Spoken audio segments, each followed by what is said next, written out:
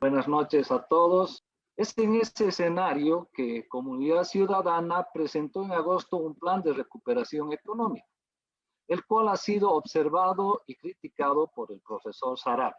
Así que, sin más preámbulos, voy a pedir a Miguel Roca y él que sea el que comience. Muchas gracias, Raúl. Sobre mi currículum.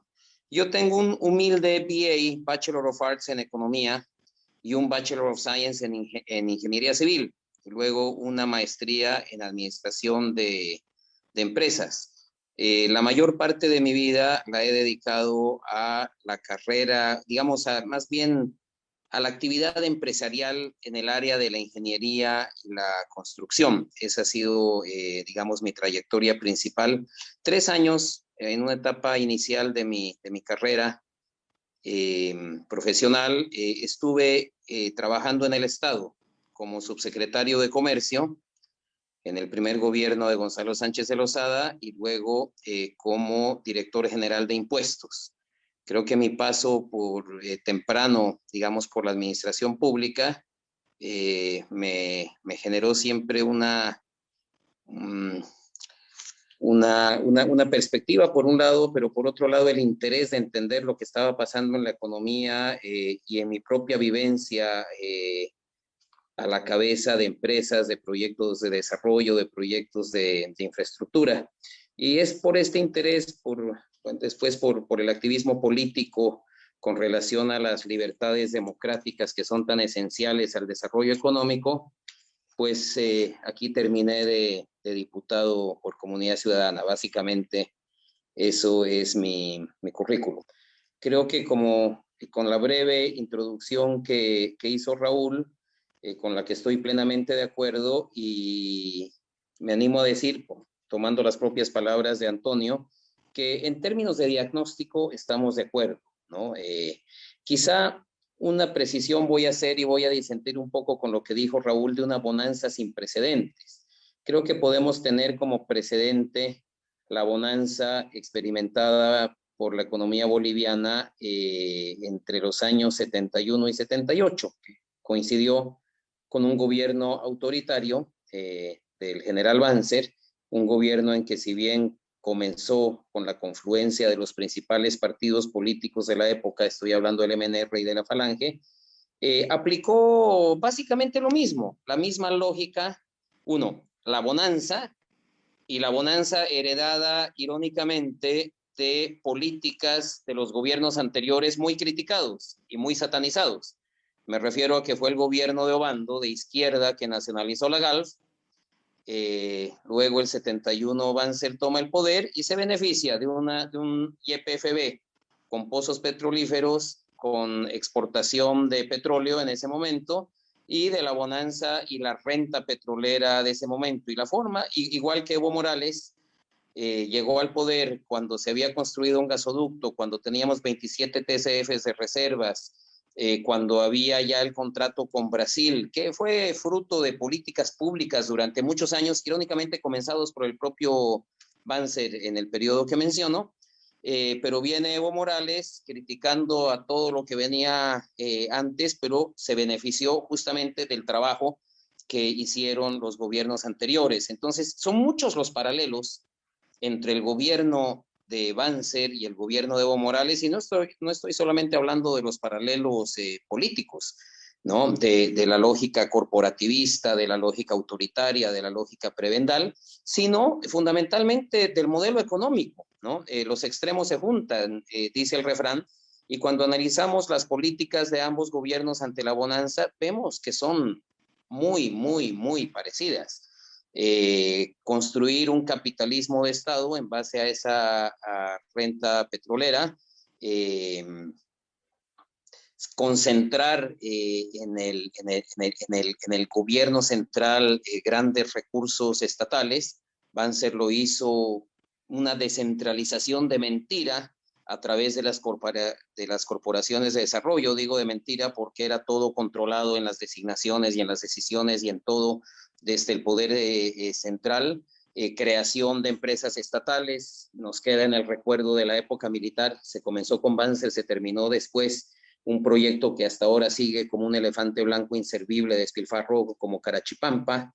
Creo que el equivalente de la era de Evo Morales es la planta de Bulo Bulo, de urea, que le acaban de meter otros tantos millones y otra vez sigue con problemas, fugas en amoníaco, etcétera. Los paralelos en eso son increíbles, ¿no? Hasta en las formas, en los símbolos, ¿no? Banzer nos dejó con el Banco Central arruinando el centro histórico como símbolo de la bonanza. Evo nos dejó con los mamotretos de la Casa Grande del Pueblo y ahora ese legislativo que afean tanto. Insisto, los paralelos, nos podemos pasar toda la noche en esos paralelos. Cuando caen los precios, aprietan el acelerador de la deuda externa para mantener un nivel de actividad económica con una lógica, si se quiere, keynesiana, ya sea aplicado por un régimen de derecha como el de Banzer, como por un régimen de izquierda, y estas son autodenominaciones, ¿no? de los gobernantes y de sus regímenes. Entonces, cuando tenemos que pensar en cómo encaramos el desarrollo en Bolivia, lo primero que tenemos que tener en cuenta es que llevamos toda la vida pensando en eso y no somos los primeros que nos ponemos a pensar. Creo que la literatura, todos nos remontan en los tiempos modernos al plan Bohan, ¿no? De los años 40, y luego los planes de desarrollo durante la Revolución Nacional. Creo que la primera, y ahí entramos en una lógica desarrollista con un dirigismo estatal en el cual permanecemos. El primer ministro de planificación que tuvimos fue Josecito Ortiz Mercado, justamente en el gobierno de Obando en 1969, era muy joven, creo que tenía 29, 30 años, ¿no? Y desde entonces hemos tenido sucesivos planes. Si nosotros hiciéramos una síntesis de los modelos de desarrollo en los últimos 70 años, desde la Revolución Nacional, podemos, digamos, partirlo en dos lógicas. Una lógica, lo que es aquellos modelos, aquellas visiones que le dan un rol protagónico al mercado, al sector privado, versus las que le dan un rol protagónico al Estado.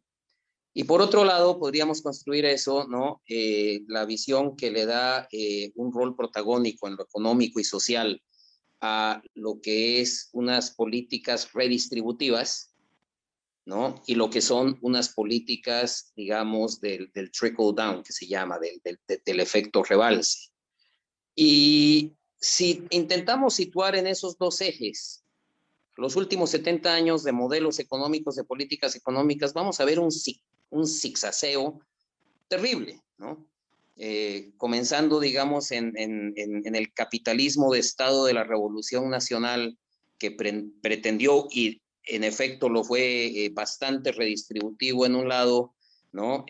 Siempre en ese segmento del capitalismo de Estado durante Banzer, pero yendo a las lógicas de la derecha, a las lógicas del mercado, a lo que en su momento estaba en boga con las teorías monetaristas, con los Chicago Boys, etcétera, pero siempre con capitalismo estatal, que es una contradicción, pero en el discurso así lo planteaban, ¿no? Luego, ¿no? Un giro hacia el otro lado con la UDP, los regímenes militares que vinieron después, que simplemente se dedicaron al saqueo y a nada más, no vale la pena clasificar.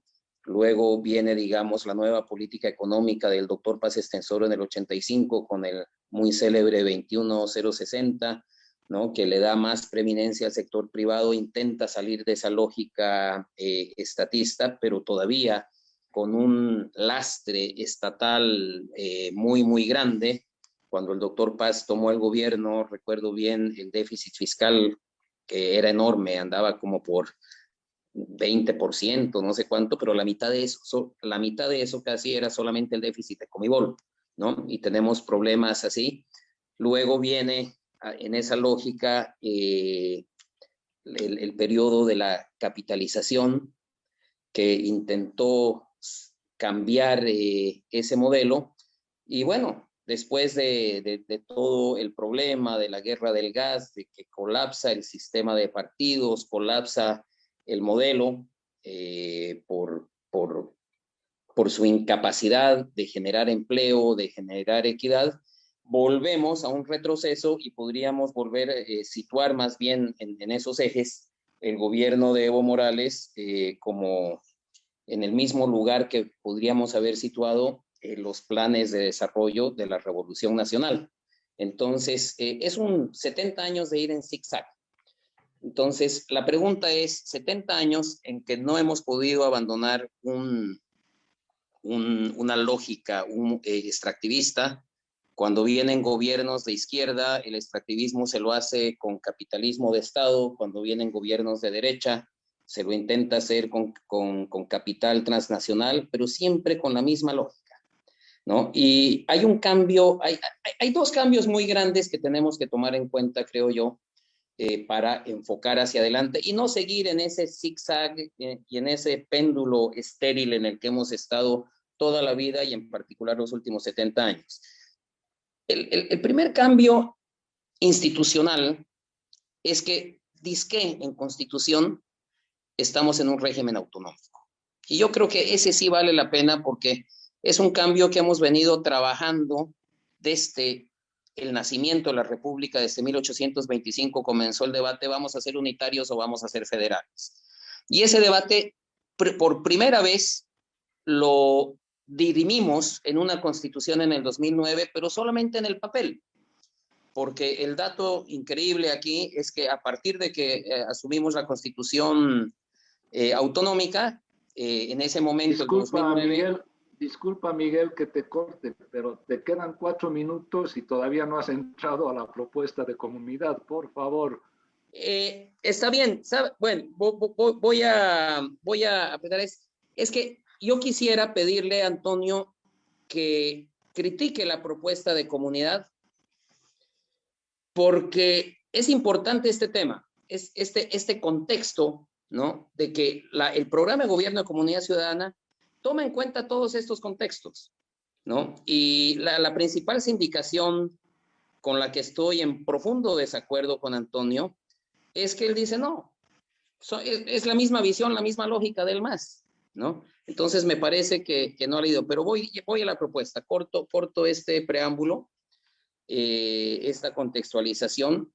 Entonces, nosotros generamos una propuesta, primero que sea desconcentradora de poder, y desconcentrar poder es desconcentrar poder político y sobre todo el poder fiscal, ¿no? Es profundamente desconcentradora de poder, ¿no? En lo fiscal, y entendamos lo fiscal, que es cómo recaudas, cómo distribuyes esa recaudación y luego cómo se invierte en los tres niveles del Estado, esos recursos. Ahí no hay, pero hay una diferencia diametral con las lógicas del MAS, que son muy parecidas, insisto, a las lógicas que tuvo el régimen de Banzer. El segundo elemento, que es un cambio fundamental, y ya estaba entrando en materia, es que no podemos seguir en el trade-off de gastarnos el medio ambiente por el desarrollo inmediato.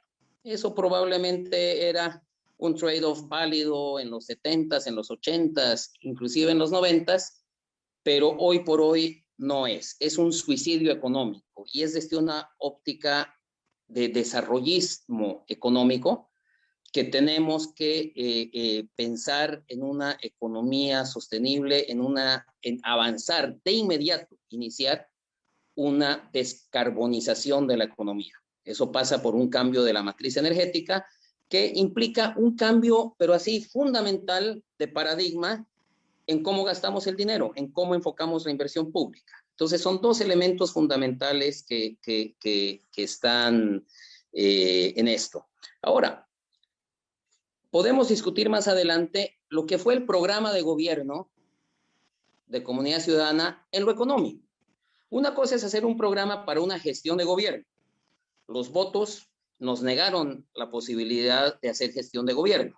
Estamos en función de oposición y lo que presentamos el pasado, creo que fue el 19 de agosto, es una orientación al actual gobierno, que recibió 55% de los votos, ¿no? Sobre lo que se puede y se debe hacer de inmediato, con urgencia, porque sentimos que la economía va a la deriva.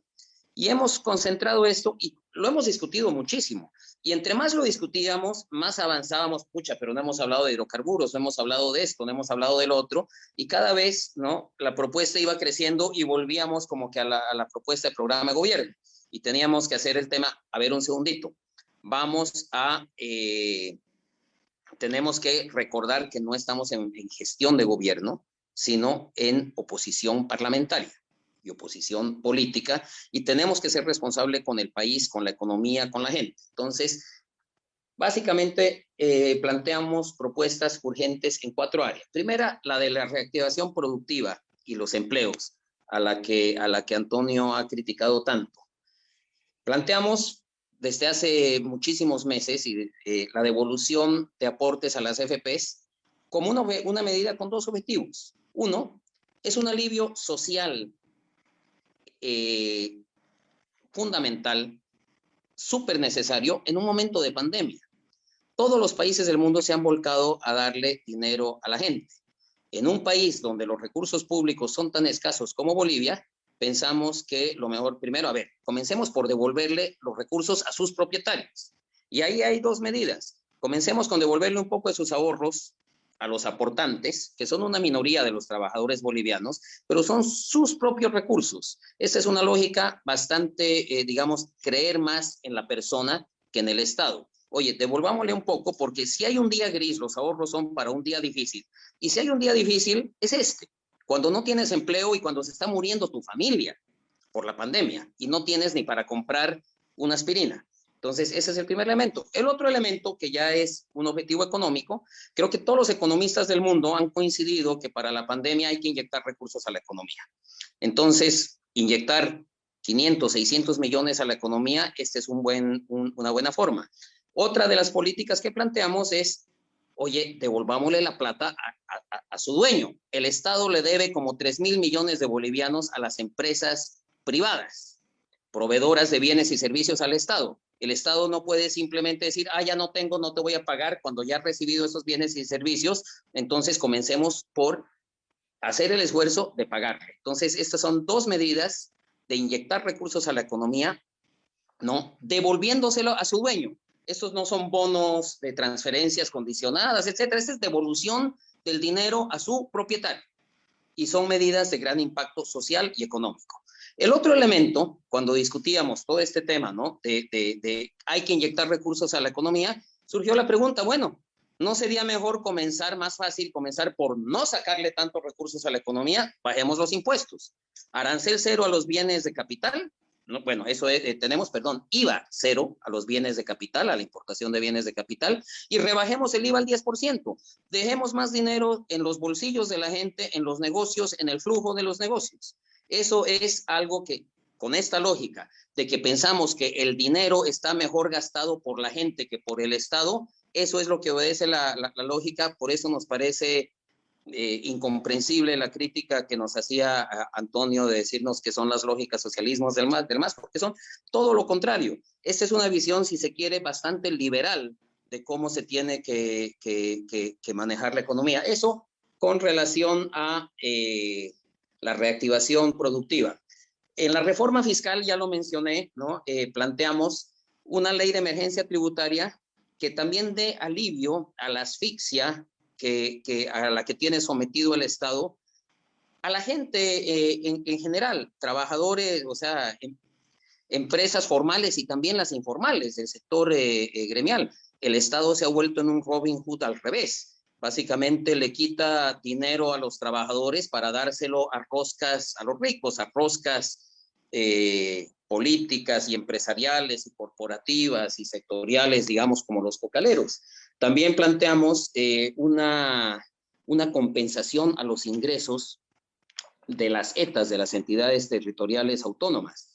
El IDH va menguando y está condenado a desaparecer, eso lo sabemos, no sabemos cuándo. Es un tema, como dicen los gringos, de when, not if, ¿no?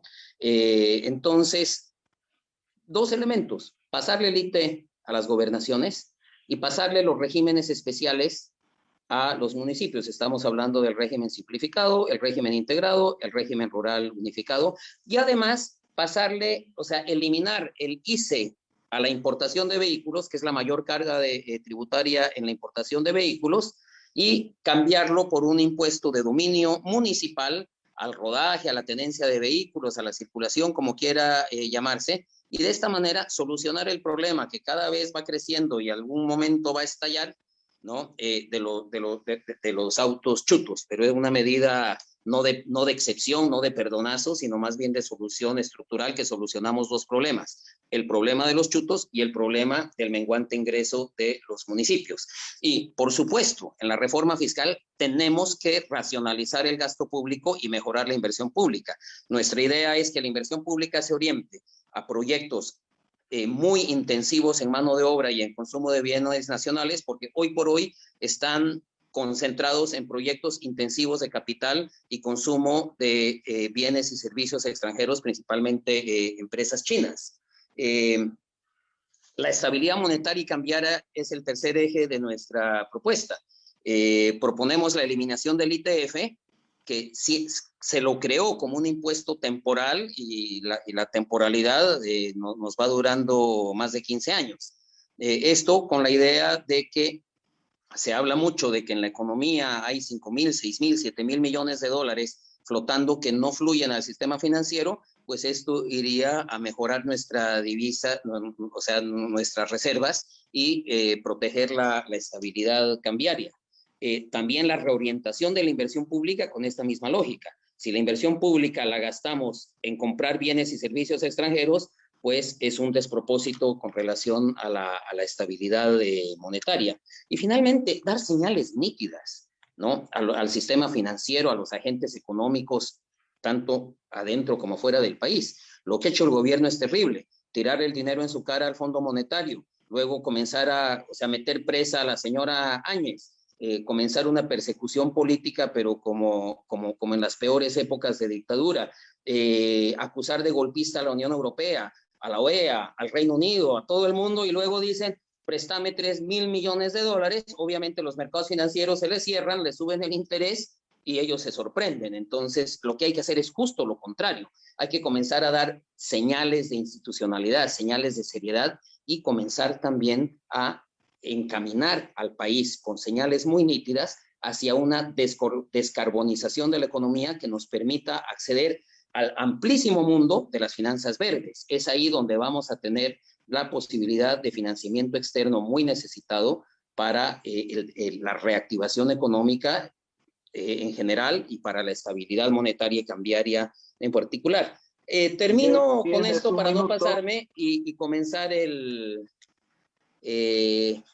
último punto, muy breve, en unos segundos: la institucionalidad de entidades públicas. De nada sirven todas las reformas si nos siguen nombrando a dedo, ¿no? Y violando la ley a la cabeza de la aduana, del servicio de impuestos, de la Contraloría, de la ABC, que maneja 3 veces más que cualquier presupuesto de los municipios más grandes como son Santa Cruz o La Paz, etcétera. Entonces, es todo un paquete también de institucionalidad para el manejo racional del gasto y de la inversión pública. Eso ha sido la propuesta de Comunidad Ciudadana, que es lo que pensamos que se debe hacer con urgencia, y es también lo que consideramos que como oposición política, como oposición parlamentaria, unidos con la sociedad civil organizada, podemos lograr que el gobierno encare y tome y aplique algunas o todas estas políticas.